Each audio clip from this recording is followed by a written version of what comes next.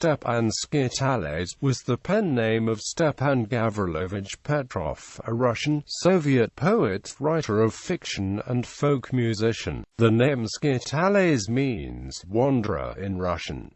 Early life. Skitalets was born in Samara province to a peasant father who'd once been a serf. After gaining his freedom, Skitalets' father spent some time as a village bartender and later took to wandering through Russia, with his young son in tow, the two making a living together as street and barroom musicians for several years. Afterwards they returned to Samara province where Skitalets' father settled down as a joiner.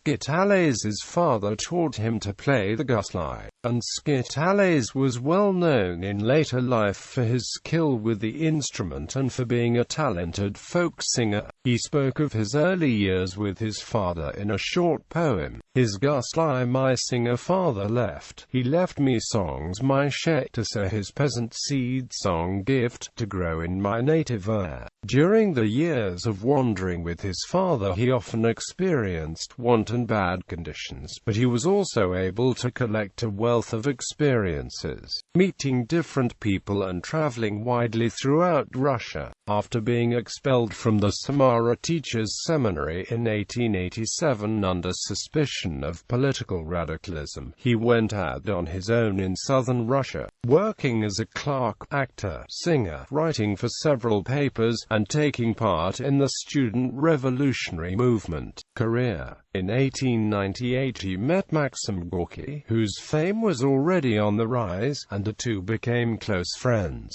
This meeting was the deciding point of his young life. Skitalets came to Moscow with Gorky where he joined the Sreda, a literary group founded by the writer Nikolai Teleshov, which included many of Russia's most popular authors and artists, such as Leonid Andreyev, Ivan Bunin, Fyodor Chelyabin, Gorky, and, when he was in town, Anton Chekhov. In 1902 Skitalets' first collection of stories and poems was published by Gorky's company Znany. During this time he published poetry, short stories, and novellas, most of which were read and discussed among his friends in the Sreda. One of his songs, which he first sang at a meeting of the Sreda, was included in the beginning of the second act of Gorky's play The Lower Depths. The song begins with the lines, "The sun rises and sets, but my prison is dark, dark." He was also the author of a popular folk song about Stepan Razin.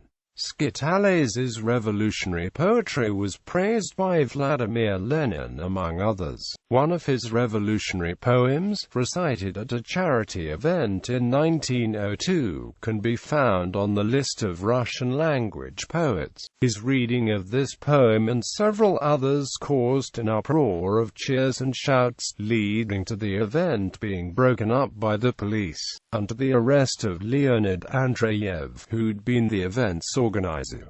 Andreyev was eventually acquitted in court. Skitalets was arrested for his revolutionary activities in 1888, 1901, 1902 and 1905. He continued publishing his works separately and in collected editions through the years leading up to World War I and the Russian Revolution of 1917. Later life. During World War I, Skitalets served as a medical orderly and published several works condemning the war. He welcomed and supported the 1917 revolution. He lived abroad from 1922 to 1934 in Harbin, China, where he worked for several newspapers and contributed works to Soviet journals. He also spent some time in Australia on assignment. He returned to Russia in July 1934, renewed his friendship with Gorky and again took part in literary and social life. He published the novels The House of the Chernovs in 1935 and Fetters in 1940.